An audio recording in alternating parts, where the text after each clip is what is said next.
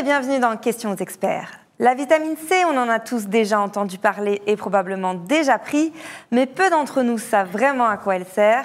Pour percer ces mystères et répondre à toutes vos questions, je reçois aujourd'hui pendant une vingtaine de minutes la diététicienne nutritionniste Virginie Dubois. Bonjour Virginie. Bonjour. Merci d'être avec nous. Avec plaisir. Nous allons commencer par une première question d'Exona qui nous a contactés sur Instagram. Quels aliments contiennent le plus de vitamine C ? Alors, les aliments qui contiennent de la vitamine C, c'est important de le préciser, ce sont quasi exclusivement les fruits et légumes. Important parce que beaucoup de gens parfois font l'impasse dans leurs assiettes sur ces aliments. Et donc, c'est important de les avoir. Alors, les fruits sont connus pour être riches en vitamine C. Certains fruits, on connaît les agrumes, voilà, on connaît les oranges, les citrons, les clémentines. Les kiwis aussi sont très riches en vitamine C. Je pense que c'est important à préciser. On a les fraises également en ce moment, les framboises.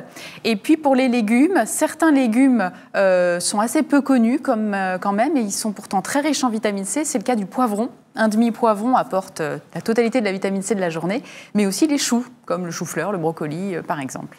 Quelle est la fonction principale de la vitamine C ?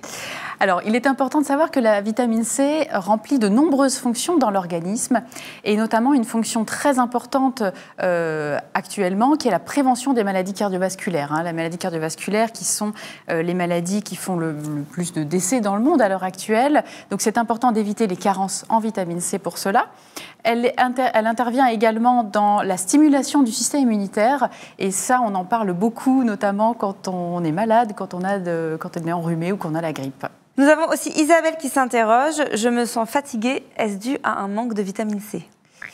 Alors, c'est difficile de savoir si c'est précisément la vitamine C qui est en cause parce qu'on peut être fatigué pour diverses raisons. On peut être fatigué parce qu'on ne dort pas assez, par exemple.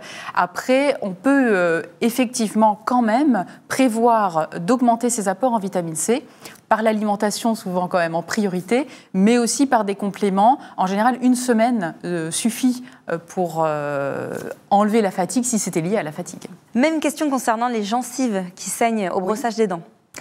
Alors, les gencives qui saignent au brossage des dents, c'est quand même rarement lié à une carence en vitamine C.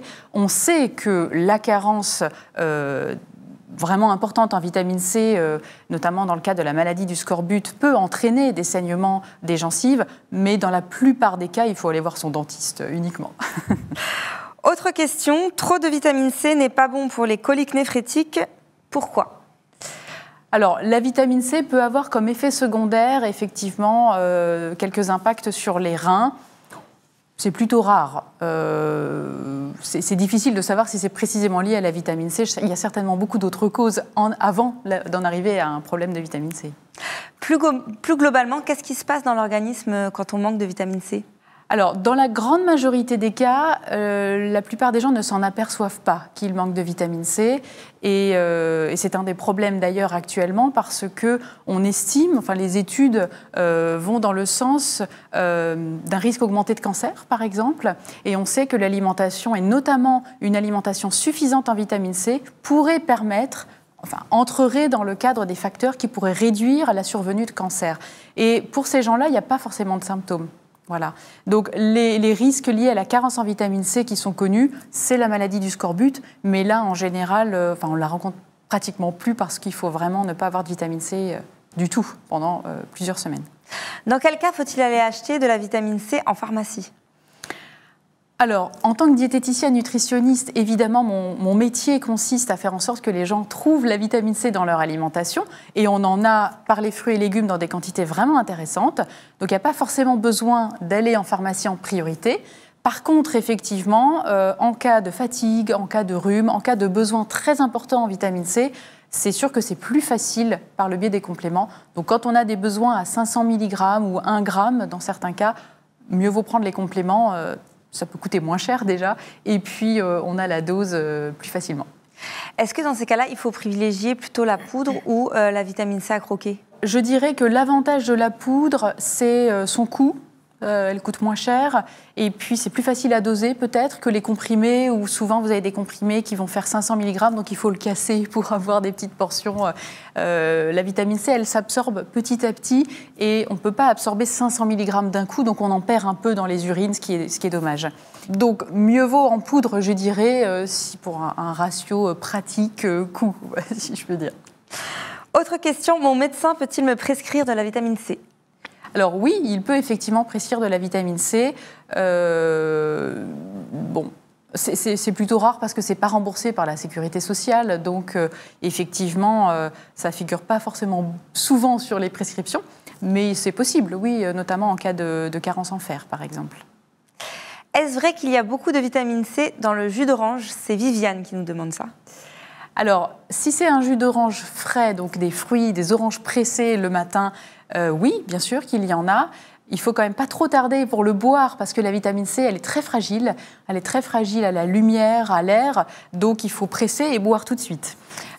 Pour les jus de fruits du commerce, ça dépend du jus de fruits. Si c'est du jus de fruits pur jus, en général, on en a des quantités intéressantes. Si ce sont des jus de fruits à base de concentré, c'est pas toujours le cas. Bien que les industriels, en fait, aujourd'hui, rajoutent de la vitamine C pour avoir des quantités qui deviennent intéressantes. Il faut en consommer en quelle quantité à peu près, du jus de fruits? Alors, pareil, en tant que diététicien nutritionniste, j'encourage les fruits frais plutôt que les jus de fruits. Mais disons qu'on peut conseiller un verre de jus d'agrumes, donc plutôt du jus d'orange, pour avoir de la vitamine C. Si on prend un jus de fruits type jus de pomme, il n'y a pratiquement pas de vitamine C dedans parce que la pomme n'est pas réputée pour la vitamine C. Elle a d'autres bienfaits, mais pas la vitamine C. Ma mère a essayé de me donner de la vitamine C à croquer, qu'elle a achetée en pharmacie, mais cela me fait vomir. Pourquoi? Alors, ça ne fait pas partie des effets secondaires, les vomissements dans le cas d'une prise de vitamine C en comprimé. C'est difficile à dire. Ça peut occasionner des nausées quand on en consomme trop. Alors, est-ce qu'il y a eu un surdosage de vitamine C, ce qui fait que ça contribue à des vomissements? Bon, c'est difficile de faire un lien direct là, pour cette question-là. Certains de nos auditeurs nous ont aussi parlé de maux de ventre. Est-ce que ça peut être lié? Oui, ça peut être lié. Alors, pas dans le cadre, je dirais, d'une consommation excessive par le biais de fruits et légumes, mais plutôt dans le cadre d'une supplémentation en vitamine C. Ça peut occasionner des troubles digestifs, en général légers, et souvent, quand on en a un peu abusé, peut-être trop, enfin, plus que nécessaire, je dirais. Peut-on faire une overdose de vitamine C? Alors, on peut faire une overdose de vitamine C. Il y a des doses létales, des doses qui peuvent entraîner la mort en vitamine C, mais ça ne sera certainement pas par des comprimés. Ça serait en général en cas de perfusion de vitamine C, voilà, c'est possible, mais ce serait une erreur. Quel est l'apport quotidien recommandé en vitamine C? Alors, les recommandations varient selon la population. Pour les adultes bien portants, donc en bonne santé, c'est 110 mg par jour. Donc 110 mg, c'est assez facile à obtenir, c'est un kiwi et demi. Quasiment, donc pas compliqué du tout, ou le fameux demi-poivron de tout à l'heure. Et puis on a des besoins qui augmentent chez les femmes enceintes, par exemple, qui passent à 120 mg. On a des besoins qui augmentent chez les fumeurs également, autour de 130 à 140 mg par jour. Donc les fumeurs, il faut manger plus de fruits et légumes dans son quotidien. La vitamine C aide-t-elle à lutter contre la Covid-19 ? La vitamine C permet de renforcer le système immunitaire. Il y a des études qui sont en cours, évidemment, pour savoir si la vitamine C est intéressante. Il y a quelques études qui montrent que la vitamine C à forte dose pourrait avoir une action vraiment antivirale. Aujourd'hui, c'est difficile de se prononcer et ça passerait certainement par des perfusions de vitamine C. Donc, la personne qui la personne qui est chez elle, faut surtout qu'elle évite les carences. Pas forcément qu'elle se supplémente, mais au moins qu'elle évite d'être carencée. Ça peut aider à lutter contre d'autres virus, type rhume, gastro-entérite? Disons que c'est important d'avoir ce qu'on appelle un bon statut en vitamine C, et donc on ne soit pas carencé. C'est ça aujourd'hui qu'on met en avant. Après, on sait qu'en cas de grippe, on peut aider son corps à se défendre et réduire la durée, on va dire, des symptômes en consommant plus de vitamine C jusqu'à 500 mg, 1 g par jour. Donc 1 à 2 comprimés sous la forme, je dirais, traditionnelle qu'on va avoir en pharmacie. Mais il faut regarder évidemment l'emballage pour être sûr du dosage qu'il y a à l'intérieur. Est-ce que prendre de la vitamine C le soir peut empêcher de dormir? Alors ça, c'est souvent une idée reçue quand même. Prendre de la vitamine C par le biais des fruits et légumes, je dirais que non. Si on mange une orange avant de dormir, bon, je ne crois pas que ça va vraiment empêcher de dormir. C'est vrai qu'on n'encourage pas à prendre un comprimé de vitamine C avant de dormir. On l'encourage plutôt le matin. Est-ce une bonne idée de faire une cure de vitamine C avant l'hiver? Alors, la vitamine C, on en a besoin toute l'année. Avant l'hiver, c'est intéressant parce que probablement on parle effectivement des virus qui peuvent arriver et occasionner des maladies. Moi, j'encourage à ce que toute l'année, il y ait des apports suffisants en vitamine C et qu'effectivement, on en prenne un peu plus soin peut-être en hiver. Je ne vois pas de raison de faire une cure à proprement parler, mais de simplement vérifier que, encore une fois, on n'ait pas de carence et qu'on puisse avoir suffisamment de fruits. En hiver, il y a les clémentines qui sont super pour la vitamine C. Si je vous suis bien, il faut continuer à prendre de la vitamine C même en été? Exactement, voilà. Alors, le corps n'a pas de réserve en vitamine C. C'est une des vitamines pour lesquelles le corps en a besoin tous les jours de la vitamine C. Ça, c'est important. On ne peut pas se dire je mange 1 kilo d'orange et je suis tranquille pour la semaine. Ça ne fonctionne pas comme ça. Donc, il en faut tous les jours de l'année, par le biais principalement de l'alimentation. Voilà, en fonction des saisons, on va trouver des fruits et légumes riches en vitamine C.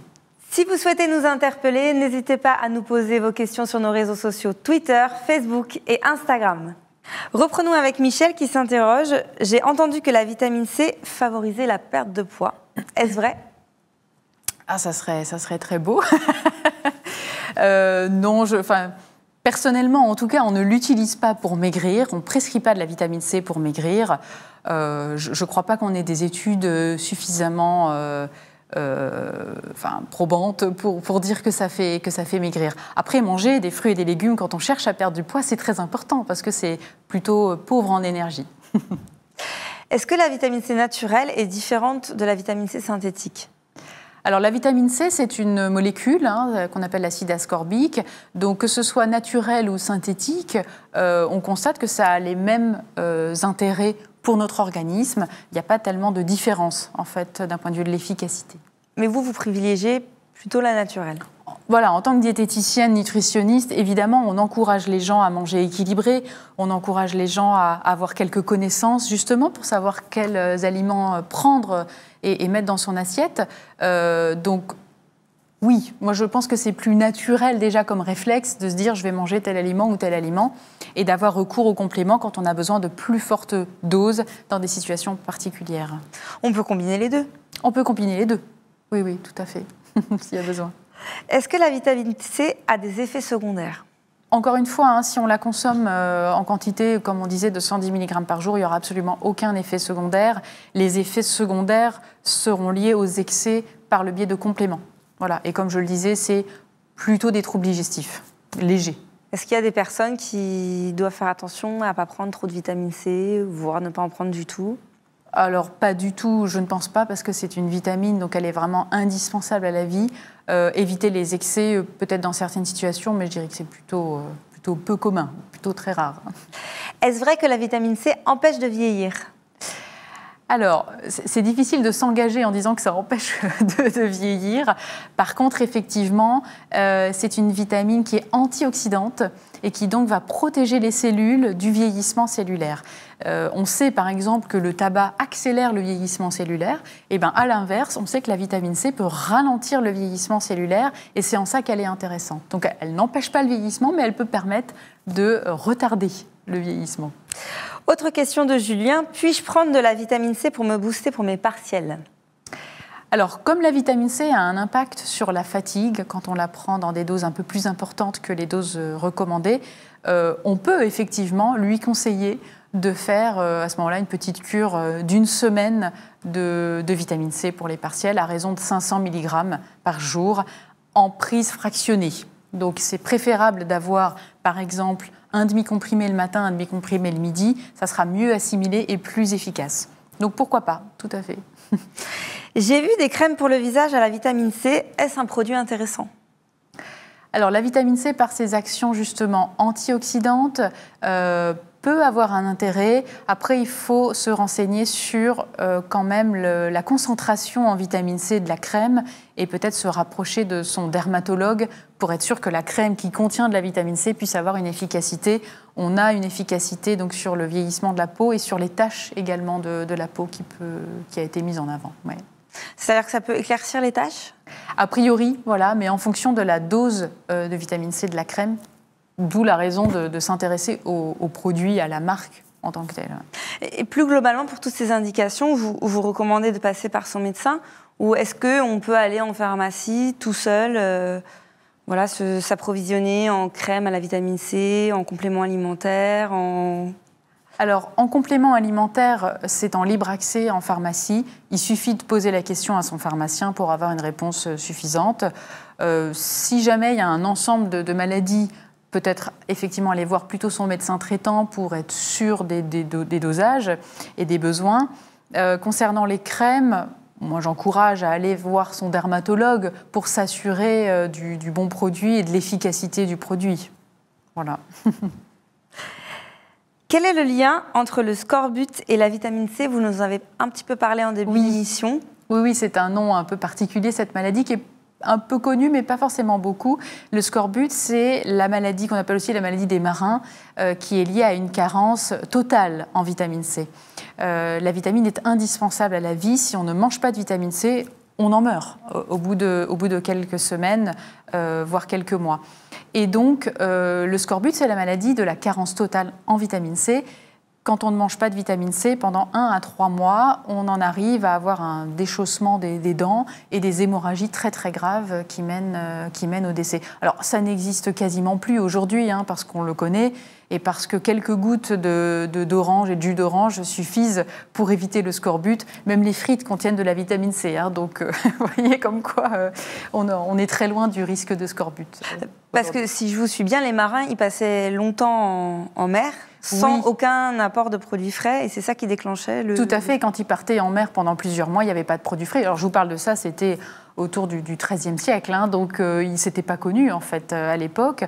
Et donc ils partaient en mer sans aucun produit frais et ils se retrouvaient avec des hémorragies très très importantes, notamment au niveau des jambes, une faiblesse importante, ce qui fait que d'ailleurs beaucoup de navires certainement ont coulé à cause d'une carence en vitamine C parce que les marins n'avaient plus la force de conduire le navire voilà, jusqu'à destination. Dernière question. Toujours historique, quand la vitamine C a-t-elle été découverte? Alors la vitamine C, elle a été isolée dans les années 30, je pense que c'est 1931, c'est à partir de là qu'on l'a découverte par une personne qui a été prix Nobel de médecine. Et c'est à partir de ce moment-là qu'on a commencé vraiment à comprendre effectivement le rôle de cette vitamine. C'est intéressant d'observer que les vitamines sont très récentes. On en parle aujourd'hui, c'est rentré dans le vocabulaire facilement. On parle de vitamine C quasiment quotidiennement.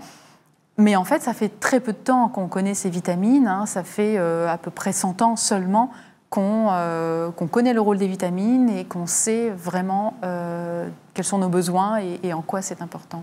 Nous allons ainsi conclure cette émission. Merci Virginie Dubois pour la clarté et la précision de vos réponses. Merci à tous pour votre participation et surtout pour votre fidélité. Vous pouvez retrouver cette émission comme d'habitude sur notre site Pourquoi Docteur et notre chaîne YouTube. Je vous donne rendez-vous très bientôt pour le prochain Questions aux experts qui portera sur les dangers du body summer avec l'excellente Jennifer Pasquier. Vous pouvez lui poser toutes vos questions sur Twitter, Facebook et Instagram avec le hashtag QAE. Au revoir.